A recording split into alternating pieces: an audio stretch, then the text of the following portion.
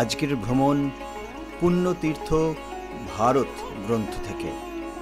এটি বেলুড় মঠের সংঘাধ্যক্ষ কর্তৃক সর্বস্বত্ব সংরক্ষিত।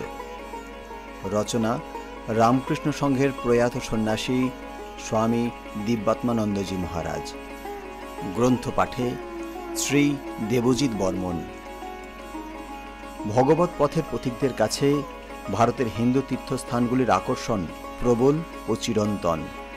এর সঙ্গে দুর্গম তীর্থগুলির দর্শনের মধ্যে অ্যাডভেঞ্চার মনোভাবের পরিতৃপ্তি, নৈঃশব্দ সৌন্দর্যের রূপ উপভোগ থাকে।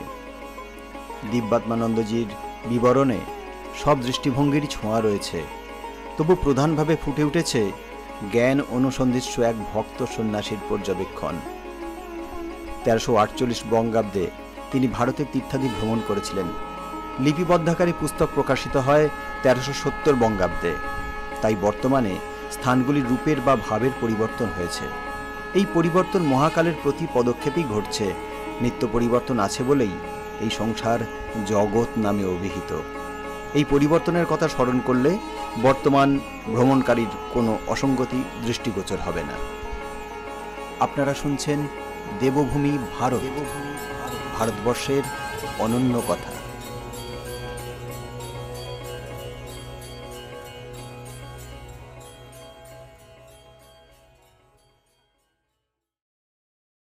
পুণ্যতীর্থ ভারত গ্রন্থের আজকের তীর্থ বাঁশবেড়িয়া ও নবদ্বীপ। হাওড়াতে ট্রেন ধরিয়া নবদ্বীপে আসা যায়। ব্যান্ডেল জংশনের পর বাঁশবেড়ে স্টেশন হইতে প্রায় 1.5 মাইল পর হংসেশ্বরীর মন্দির। মন্দির হইতে প্রায় 1/2 মাইল গঙ্গা ও বাজার, নৌকাও চলাচল করে। মন্দির প্রাঙ্গণের চারিদিকে একটি পরিখা, পাশেই সেবায়েতদের বাসস্থান। মন্দিরটি প্রায় 50 ফুট উঁচু, উপরে 9টি চূড়া। গর্ভগৃহে শিব সব রূপে আছেন। নাভিমণ্ডল হইতে সহস্রদল পদ্ম বাহির হইয়াছে। ওই পদ্মের উপর মা পদ্মাসনে বসিয়া আছেন। শান্ত নিম কাঠের মূর্তি। সন্তানদের পূজা গ্রহণ করিতেছেন। মায়ের এই রূপ অন্য কোথাও দেখা যায় না। গত 1915 সালে শ্রীরামকৃষ্ণ পরমহংসদেবের অন্যতম শিষ্য স্বামী শিবানন্দজি, অর্থাৎ যাকে আমরা মহাপুরুষ মহারাজ নামে চিনি, ও স্বামী তুরীয়ানন্দজি বা হরি মহারাজ হংসেশ্বরী দেবীকে দর্শন করিতে গিয়াছিলেন। বহু বৎসর পর 1930 সালে হঠাৎ একদিন মহাপুরুষজির হংসেশ্বরী মাতার উদ্দীপন হয়। তিনি বলিতেন, ওই চতুর্ভুজা শান্তা কালীমূর্তি উচ্চ আধ্যাত্মিক ভাবের প্রতীক।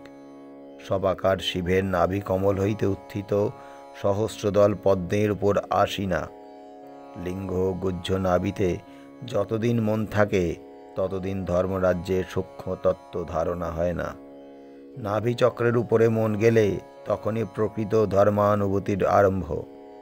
শিবের নাভি কমলে হাস্যময়ী মা বসিয়া আছেন, ভক্তের মলিন কামনা বাসনা দূর করিয়া শুষ্ক মাতৃভাবে তাহার হৃদয়কে উদ্বুদ্ধ করিতে। মহাপুরুষজি আদর করিয়া বলিতেন, গিন্নি ঠাকুরুন, জগতের গিন্নি, ছেলেদের দেখছেন। কিছু দূরে ত্রিবেণী ঘাট, গঙ্গা যমুনা ও সরস্বতীর সঙ্গমস্থল। ইহাও একটি বিশেষ তীর্থস্থান। বহু যাত্রী স্নানার্থে আসিয়া থাকে। আরও কয়েকটি স্টেশনের পর নবদ্বীপ। স্টেশন হইতে শহর প্রায় 2 মাইল। গঙ্গার পশ্চিম কূলে পুরাতন শহর। শহরে যাত্রী নিবাস আছে। বহু লোকের বাস, বৈষ্ণবদেরও বাড়ি আছে। যাত্রীরা অনেকে তাহাদের বাড়িতে আশ্রয় লইয়া থাকে। নানা রকমারি জিনিসের দোকান আছে। অনেকে তীর্থাবাস করেন, হরিনামে দিন কাটান।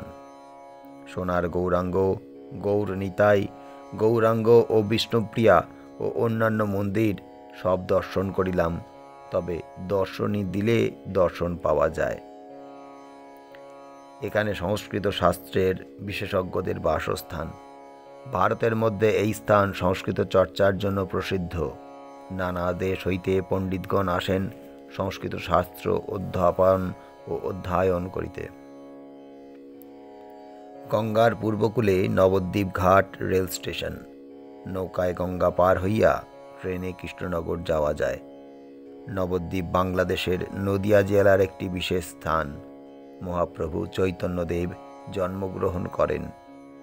বাংলার প্রসিদ্ধ তীর্থস্থান। দোল পূর্ণিমাতে মহাপ্রভুর আবির্ভাব হয়। ওই সময় নানা দেশ হইতে বহু যাত্রী আসিয়া থাকে। বিরাট মেলা হয়। বাংলার শেষ রাজা লক্ষণ সেন এই স্থানে রাজধানী স্থাপন করিয়াছিলেন। 1407 শকের 12ই ফাল্গুন দোল পূর্ণিমার রাত্রি পূর্ণগ্রাস চন্দ্রগ্রহণ। পুরবাসীগণ সকলেই হরিনাম করিতেছেন। ওই সময় চৈতন্যদেব জন্মগ্রহণ করেন। পিতা জগন্নাথ মিশ্র ও মাতা শচীদেবী। শচীদেবীর 8 কন্যা পরপর মৃত্যুমুখে পতিত হয়। প্রথম ছেলে বিশ্বরূপ। তিনি অদ্বৈতাচার্যের নিকট বেদান্তাদি শাস্ত্র পাঠ করেন। 16 বৎসরে গৃহত্যাগ করিলেন ও সন্ন্যাস মন্ত্রে দীক্ষিত হইলেন। 5 বৎসরের দ্বিতীয় পুত্র বিশ্বম্ভর। পিতা তাহার শাস্ত্রাদি পাঠ বন্ধ করিলেন, ফলে সকলের উপর অত্যাচার করিতেন। প্রতিবেশীর অনুরোধে পিতা পুত্রকে টোলে ভর্তি করিলেন। অল্প বয়সে সর্বশাস্ত্রে পারদর্শী হইলেন। নবদ্বীপে তাহার বিশেষ খ্যাতি হইল। বৃদ্ধ পণ্ডিতদেরও বিচারে হারাইয়াছিলেন। এই সময়ে পিতা জগন্নাথ মিশ্রের দেহত্যাগ হয়। প্রথমা স্ত্রী লক্ষ্মীদেবীর মৃত্যুর পর বিশ্বম্ভরের ভাবোন্মাদ হয়। এই কারণে শচীদেবী বিষ্ণুপ্রিয়ার সহিত বিবাহ দিলেন। ইহা সত্ত্বেও হরিনামে প্রেমোন্মাদ হইলেন। অহর্নিশি কেবল হরিনাম, এই নামেই তিনি জগৎকে মাতাইয়াছিলেন। পরে তিনি কেশব ভারতের নিকট সন্ন্যাস মন্ত্রে দীক্ষিত হইলেন। ভারতে সর্বত্র হরিনাম প্রচার করিয়াছিলেন। হরিনামে মাতোয়ারা হইয়া জগাই ও মাধাই উদ্ধার হইল। নিত্যানন্দ বলিয়াছিলেন, মেরেছিস কলসির কানা, তা বলে কি প্রেম দিব না। মুসলমান কাজী প্রেমে আকর্ষিত হইল এবং পাদপদ্মে মাথা নত করিল। তিনি ছিলেন প্রেমাবতার। 1455 শকে 48 বৎসর বয়সে পুরীধামে লীলা সম্বরণ করেন। শ্রীরামকৃষ্ণ পরমহংসদেবের অন্যতম শিষ্য স্বামী শারদানন্দজি অর্থাৎ শরৎ মহারাজ লীলা প্রসঙ্গে লিখিয়াছেন, শ্রী গৌরাঙ্গের অবতারত্ব সম্বন্ধে আমাদের ভিতর অনেকেই তখন সন্দিহান ছিলেন। এমনকি বৈষ্ণব অর্থে ছোট লোক এই কথাই বুঝিতেন এবং সন্দেহ নিরসনের নিমিত্ত ঠাকুরকে অনেক সময় ওই বিষয়ে জিজ্ঞাসাও করিয়াছিলেন। ঠাকুর তদুত্তরে একদিন আমাদের বলিয়াছিলেন, আমারও তখন তখন ওই রকম মনে হতো রে। ভাবতুম পুরাণ ভাগবত কোথাও কোনো নামগন্ধ নেই, চৈতন্য আবার অবতার। ন্যাড়ানেড়িরা টেনে বুনে একটা বানিয়েছে, এই আর কি। কিছুতেই ও কথা বিশ্বাস হতো না। মথুরের সঙ্গে নবদ্বীপ গেলুম। ভাবলুম যদি অবতারই হয় তো সেখানে কিছু না কিছু প্রকাশ থাকবে, দেখলে বুঝতে পারবো।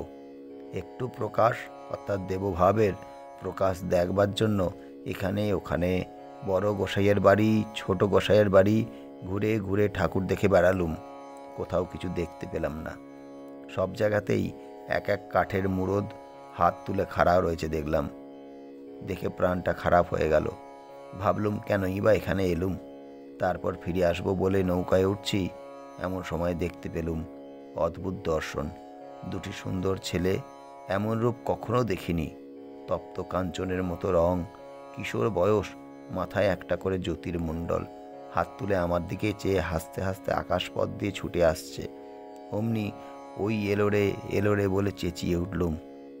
ওই কথাগুলি বলতে না বলতেই তারা নিকটে এসে নিজের শরীর দেখাইয়া ঠাকুর বলিলেন, এর ভেতর ঢুকে গেল। আর বাহ্যজ্ঞান হারিয়ে পড়ে গেলুম। জলেই পড়তুম, হৃদে নিকটে ছিল, ধরে ফেললে। এই রকম ঢের সব বুঝিয়ে দিলে। বাস্তবে কি অবতার ঐশ্বরিক শক্তির বিকাশ।